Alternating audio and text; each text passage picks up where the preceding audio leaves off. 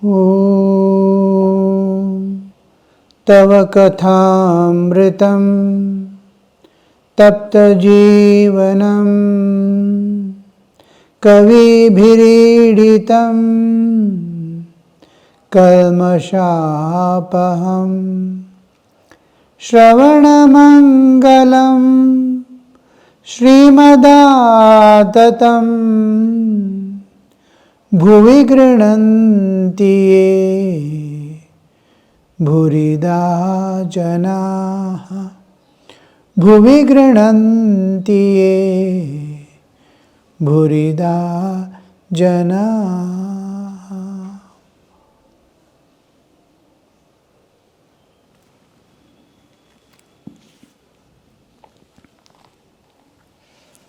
Sri Ramakrishna was singing a song to make a tantric devotee who was come there. Then what is the way we shall have to reap the result of our past karma? Shall we not? Was the question. For that, O mind, you do not know how to farm. Fallow lies the field of your life. That song Sri Ramakrishna sings. In our Hindu culture, we see many things, many ways of teaching, many ways of giving the knowledge is there. One of the important things is the presentation of past quotings. Oh, this scripture is telling like this scripture is, that realized soul has told like this. The other thing is directly my own experience. I have seen this, I have done that. Like the sages say, Vedahametam Purusham Mahatmam, I have realized God. Like that direct experience telling. Experience of others and scriptural quotings. The third way is to sing. There is yet another way to make people understand things through stories, especially children, women, all these who are emotional by nature. You can go on telling them stories and transform their understanding, bring them up to the higher level of consciousness, to dwell in the divine at all times. Hold on to the divine and walk. You have no more dangers in your life. Similarly, here we see Sri Ramakrishna is singing. Singing has a special effect on the hearer. One, when you understand the language, the person who came understands a language in which the Thakur is singing. It's a Bengali song, so written by one of the saints, Ram Prasad. So these songs are not the Rachanatmaka, which they sit and write down. It spontaneously comes out and it is noted by others.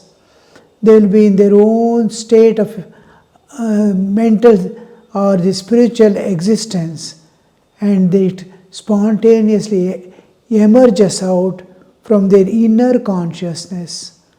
So those were the songs. And Sri Ramakrishna, when he had a melodious voice, and you can see the melody and tune, the rhythm, tala, raga, and it's the between raga and tala there is another which pleases our mind. Raga is absorbed by the senses. It matches with the nature. Apart from that, heart opens up. Receiving sunshine is one. The lotus receives the sunshine and responds to it by opening its petals. Lotus, you can see, early morning slowly with sunrise it is blooming. That blooming is there apart from the absorption of the sunlight. Sunlight it is absorbing at the same time. It is responding to its own consciousness. It is opening up to the divine. It is opening up to the nature. So this is different from raga and tala. Raga and tala are there. Artha is out there. Meaning is there. All these are the external carriers which awaken the heart within.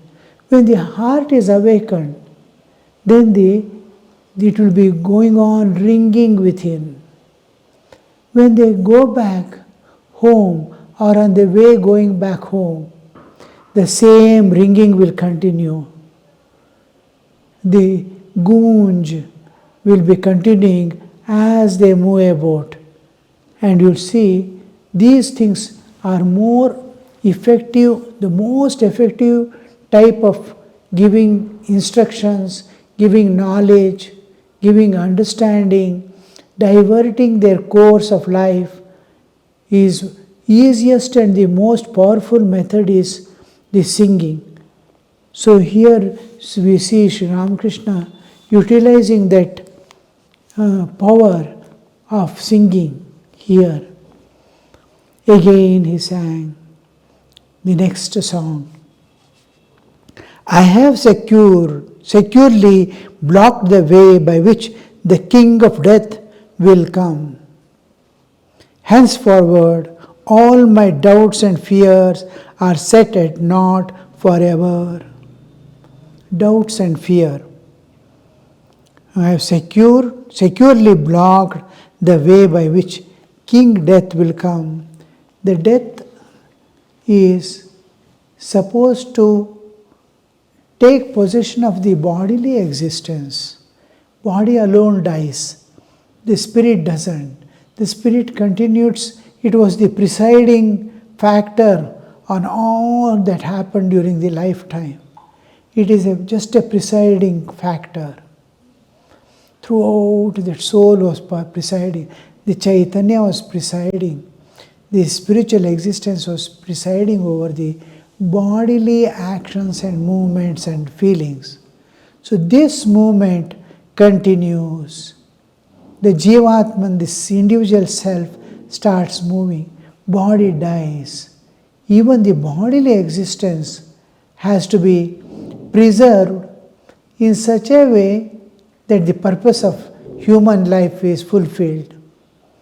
There we come across the bodily existence. Now this is like a fort. Body is like a fort in which I am dwelling. Now wherever there is way, that death can enter, as if a fort an enemy enters. That analogy is brought here, that all the doors are locked and things like that. I have securely blocked the way by which King of Death will come. Henceforward, all my doubts and fears are set at naught forever. Shiva himself is standing guard at the 9 doorways of my house. 9 doorways refers to the apertures in bodily existence, eyes, ears and all. Wherever there is a hole to enter within. The sound is entering from ear, the sight is entering from eye. Things like that. The bodily existence has 9 holes in its, or apertures in its existence. So I have closed all that. I don't allow anything to enter. Now you see, this has a spiritual reference and significance. When he says, I have securely locked the way by which the King of Death will enter, will come. Henceforward, all my doubts and fears are set at naught forever. Now, the what is making us, what drive is there, what urges are there within, what is diverting, what is directing from within, what urges, and these are called vasanas. I have acquired some tendencies. The external forces are very little. External just suggestions to awaken the inner content. It is the inner content that gets alarmed and stands up to project forward. So the inner purification. When the child is born, you will see the child is born, in the womb, the whole feeding was done through the navel, umbilical cord. The consciousness of a jiva, any life coming into existence, its awareness, its consciousness, awareness lies always at the Nabhi level. In chakra level we say at the Manipura. At the Manipura. And when it is at the Manipura, only thing it aspires for is for food and sustenance. The food is always associated with stomach and then the Nabhi. Now the child is always with the birth. It is there, it's conscious. Whatever it sees, it tries to put in the mouth. So consciousness is here. And is this consciousness at Manipura, the navel level, is always associated with fear, doubts, anxiety. All these lie at the Manipura.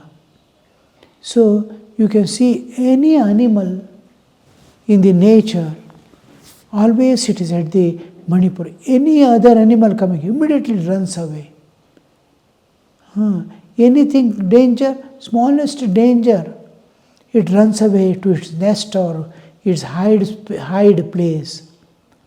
Why? Because it's conscious, it's not conscious of something beyond. It's not conscious of something. Now our consciousness becomes slowly stabilized and limited with more and more assurances.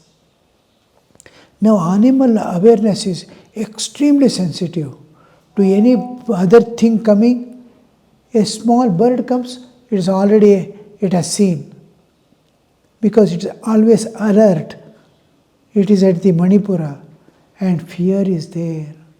The fear and anxiety always rests in the Nabhi level. Now with this the child is born, and when it is playing here, there, with other children and all, the consciousness slowly slips down to enjoyment level of the Swadhisthana.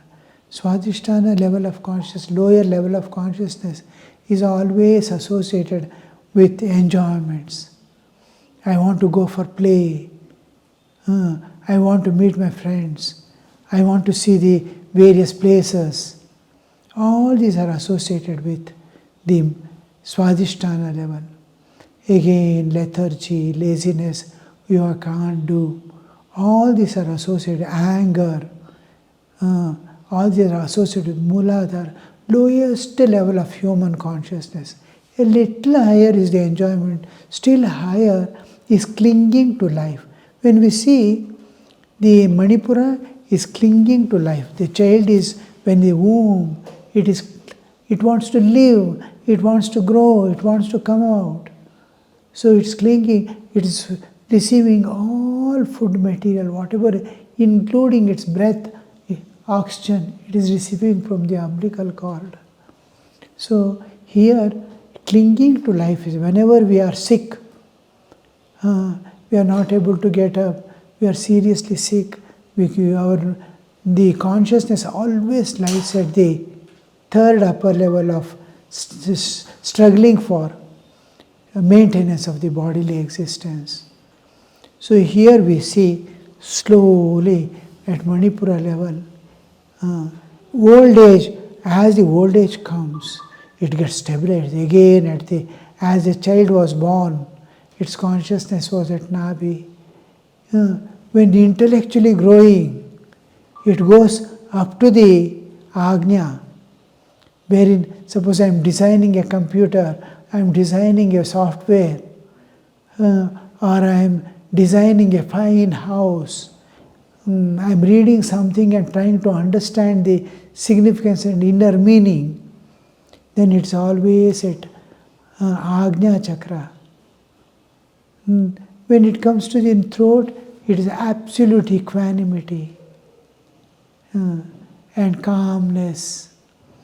At the heart level, uniform love, unconditional love, loving all without difference, without whatever be their behavior, whatever I love. So below the three belongs to Jiva Tattva. From Nabi, above the Nabi onwards up to throat, it is Prakriti Tattva and Shiva Tattva, the divine realm, the nature's realm, and the individual realm. So we live in the individual level. Now I want to block this, means I have raised my consciousness to the heart level. That is why I am free from fear and anxiety forever. I have no more doubts. I have seen a realm which is more real than the world around me. This climb, this is the only way by which when Janaka, after enlightenment is coming, Vasishtha says, Abhayam praptosi Janaka. You have attained Abhaya. Abhaya we attain at that level of realizing God. Entering into Prakriti level, from the Jiva level, Jiva Tattva, from Jiva Tattva to the Prakriti Tattva, first time you see the light of consciousness, Chaitanya. You see the forms of God, and the forms start dissolving, and formless aspects begins from the throat above. From throat above, it is Nirguna Nirakara. Saguna Sakara Rupa of the Chaitanya you will see in the heart level. So when he says, I have secured, securely blocked, means I have climbed up. I have securely blocked the way by which King of Death will come. Death can come only to the bodily existence. The lower three chakras belong to bodily existence of Jiva. He has left that part. He has climbed to the heart. Their death cannot participate. That death can have no entry into the... it is pure Divine Mother. For the sake of Jiva, she has manifested below. And within it, any Jiva leaving the Jiva Tattva enters into Prakriti Tattva, leaving its own bondage and bindings. If it can climb to the heart level, where Divine Mother realm is there, I am leaving the jurisdiction itself of the Jiva. Jivas all, I am ordinary Jiva. The moment I leave that Jivatva, all the bonds I throw away. No more bonds of this world. No more desires. Then my consciousness raises to higher level. I enter the Prakriti, nature, which is backing my existence by giving the three bodies, Stula, Sukshma, Karana, making me work out my karmas. So I enter into her jurisdiction. When I enter into Prakriti, I am totally free from death. Death cannot enter there. The body has to fall off by the will of Divine Mother. In the lower three chakras, the karmic load is still there. As long as I am in the three lower chakras, death is always there. When I climb to higher level, the whole thing belongs to me. This is Mother's participation in me. Prakriti Tattva is not the Prakriti Tattva of the nature, entire universe. It is not Samashti. It is Vyashti level. It is there within my range. Shiva Tattva is also in my range. I can go and come, and nobody can enter into it. They have to enter in there. They can enter into the Prakriti nature and in the divine or at cosmic level. But my individual level, I only can enter. It is mine. So when I enter here, the death cannot come. It is my house. I am entering a place where nobody can enter. I have blocked the way by which King of Death will come. Henceforth, all my doubts and fears are set at naught forever. It is no more. It can never appear again to that. Once you enter the heart level of consciousness, you get for the first time, you see the light of consciousness, Chaitanya. Till then, we do not know what is Chaitanya. We speak of it just like blind men speak of light. But actually, your higher consciousness opens by entering into that level. Shiva himself is standing guard at the 9 doors of my house. The moment you enter into the Prakriti level, even the heart level, you see the whole thing is a play of the Chaitanya and Jada. And the Chaitanya, Chit Shakti. Chaitanya and Chit Shakti. Its own power. The Chaitanya is Shiva, Shiva and Shakti. There is a knife. Knife has power to cut. The power to cut is, now there is a cell. There is energy in it. Cell is the Adhara, current is Adheya. There is generator. It is constantly producing. Like that, Shakti and Shaktiman, the Adhara. And when you see, the whole bodily existence is built by the Divine Mother. Divine Mother herself has become every part of mind is Divine Mother, senses are Divine Mother, whatever you see in this body is Divine Mother, and backing that is the Shiva Chaitanya. Chaitanya is there everywhere, pervading all that exists. So here we see, when the moment you are touching the consciousness at any level, we are still at the bodily level. We do not know what is touching the consciousness. It happens with entering into Vijnanamaya Kosha or entering into the Anahata Chakra.